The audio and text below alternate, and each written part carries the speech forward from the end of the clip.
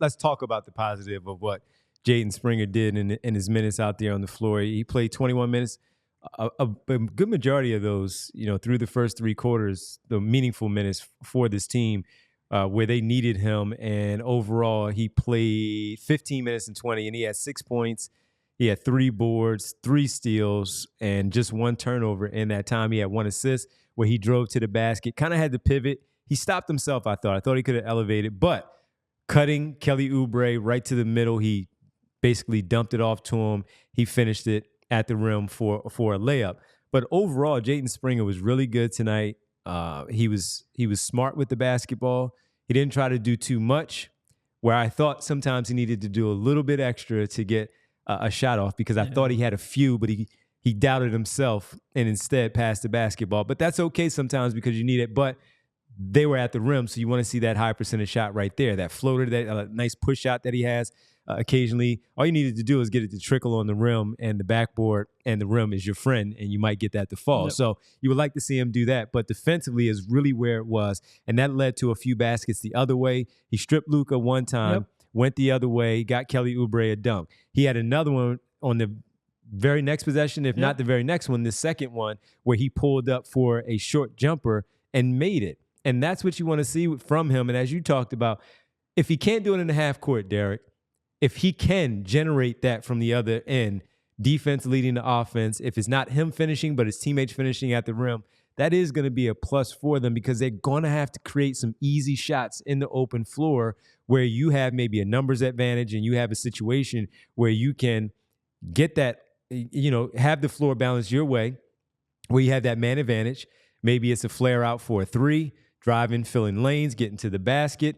And you never know when that defense can lead to a nice run for you, where you can even get somebody like Tyrese Maxey or Tobias Harris going. His defense was really good, leading to offense. And as much as Luka was disinterested, in my opinion, in the game, Springer also frustrated him enough where I saw him complain to the officials a few times where he felt like he should have got a call. And in that middle of that stretch that you were talking about, like there was the one where he stripped Luka on that drive, and then another possession or two later, he came down, fought through a screen, contested a tough jumper on Luka, got the pretty much floorboard, dove. I don't think he dove for it, but fought for a floorboard, then started pushing it up. And when he pushed it up, he tried like this spin move in transition and traffic, and just dribbled it off his foot and right back to the Mavs. Right. And that's really it. I not only do I need him to get a shot, and he needs to have a shot. Like all 5 players on the floor need to shoot, especially when you're a perimeter player.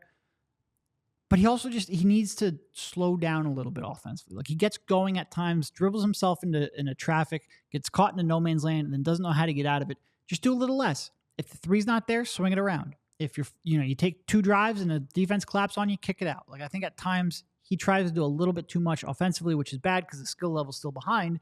So when you try to do a little too much, it tends to lead to bad results.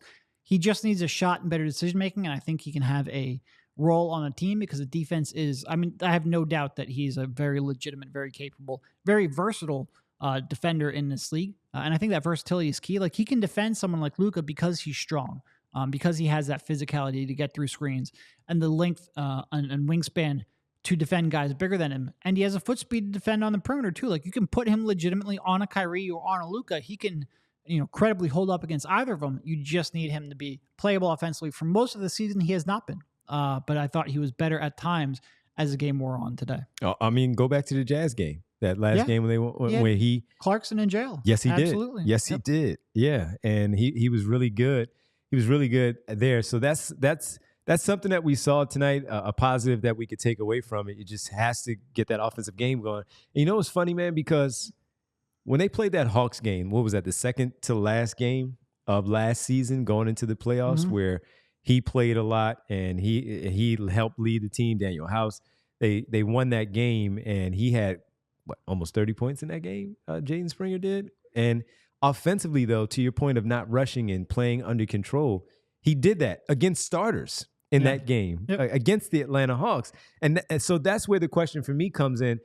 How does he go from that? And look, that was a meaningless game in a sense for the Sixers because the playoffs were already wrapped up.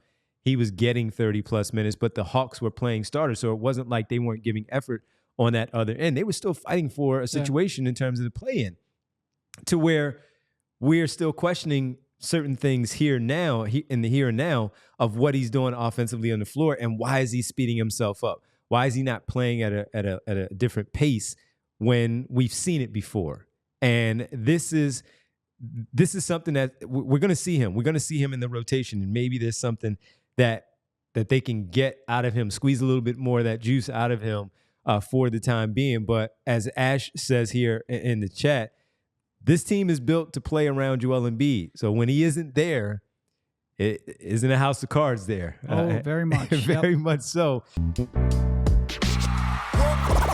all silly like the mayor.